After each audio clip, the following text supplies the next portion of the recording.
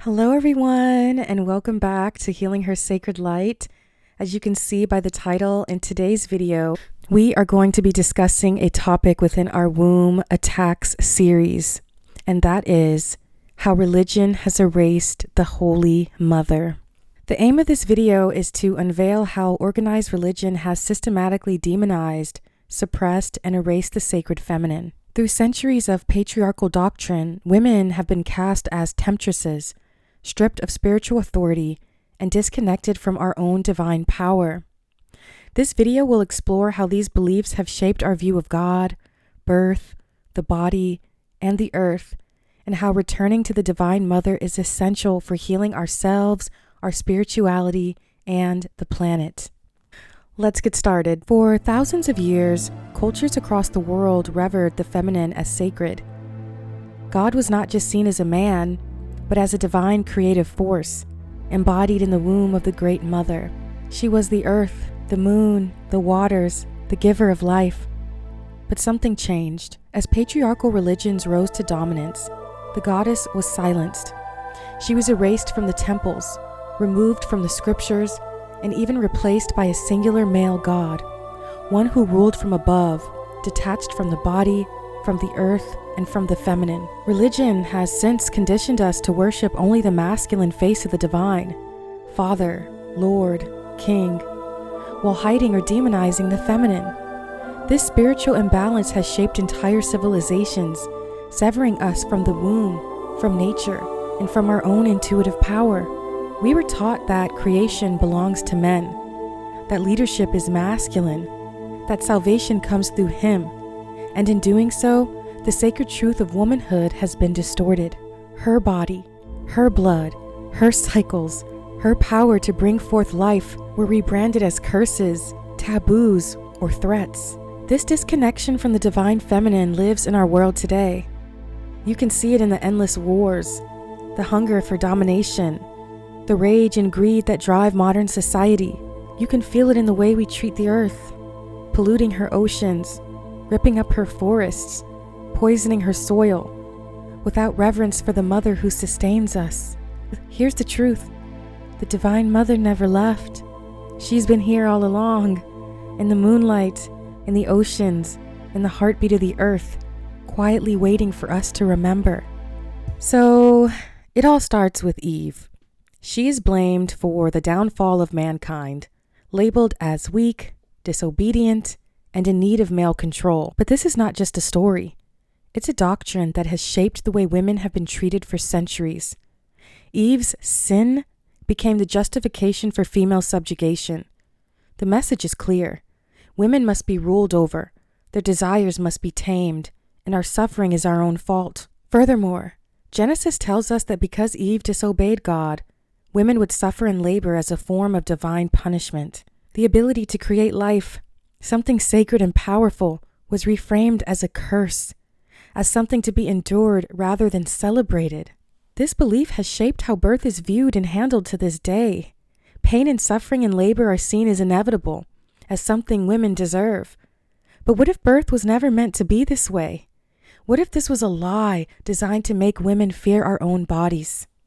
Many religious people have been taught to see men as the only ones qualified to lead spiritually. In countless religious traditions, women are barred from positions of authority, from preaching sermons to leading rituals or interpreting sacred texts.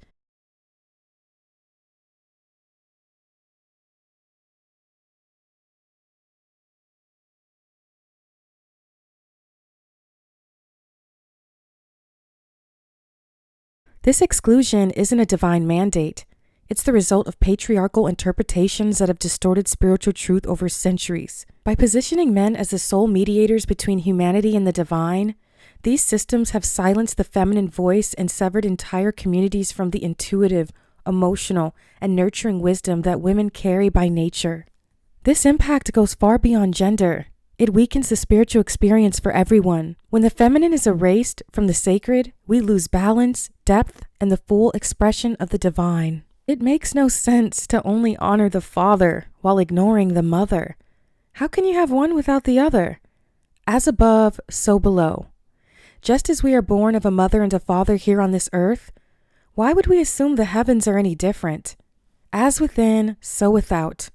Just like within our bodies, the sperm meets the egg, outside of us, the rays of the sun meet the fertile earth.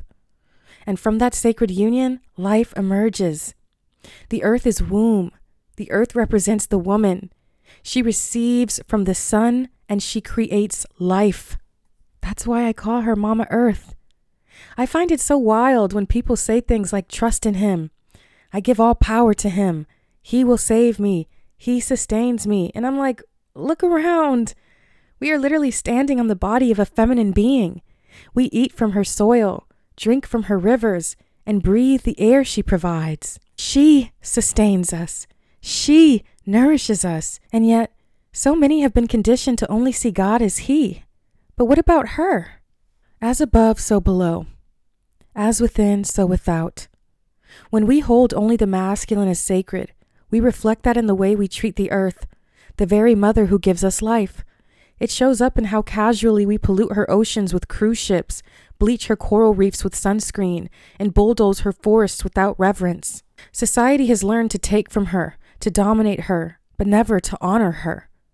When we continuously exalt only a male creator, especially as women, we're unconsciously rejecting the sacred power within ourselves. Truly, religion taught me to devalue myself as a woman. Think about it.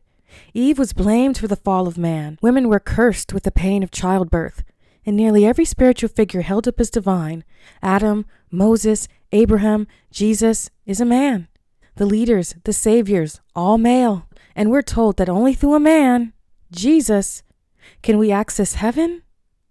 Internalizing those beliefs, I didn't even realize that I was slowly stripping myself of my power.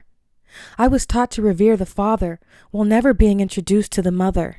It wasn't until I began to acknowledge the mother, the feminine face of the divine, that I finally felt reconnected to nature, to the planet, and most importantly, to myself.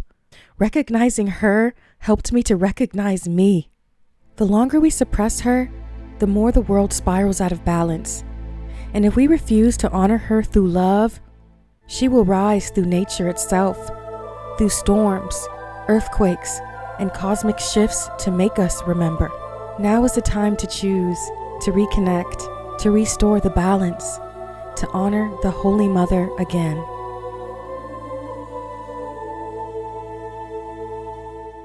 In conclusion, the divine is not one-sided. It's time to acknowledge how religion has brainwashed us into a predominantly patriarchal mindset. But the Great Mother has never left us. She has always been here, in the soil beneath our feet, in the waters that nourish us, in the plants that feed us, in the moonlight that guides our tides and emotions. She whispers in our intuition, our dreams, our bodies. And now more than ever, it's time to remember her, to reclaim her, to honor her. Because once we begin to honor the mother within our hearts and spirits, it will ripple outward. It will reflect in how we care for the earth, how we treat each other, and how we rebuild a world that finally holds the feminine as sacred again. Thank you all so much for watching. If you like this video, please don't forget to like, share, and subscribe for more womb wisdom. I'll see you in the next one.